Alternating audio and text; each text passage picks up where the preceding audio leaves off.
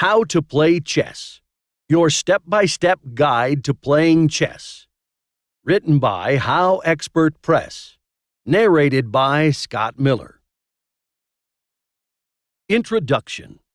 Before we start to look at the different techniques and strategies which we can use to win at chess, let's first understand what chess is all about.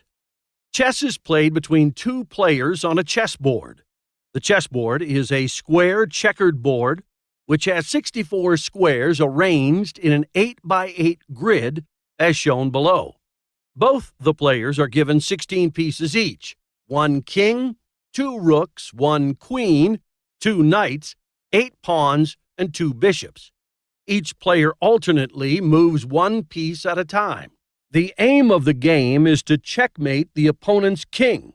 Checkmate is a position in which the king is under immediate attack, i.e. check, and there is no move available to defend it from attack on the next move by the opponent. Chess is played worldwide. There are many tournaments held across the world, with Chess Olympiad being among the most important of them. World Chess Federation's handbook is followed during most of the tournaments. Now let's look at the basic chess rules and the movement of the pieces.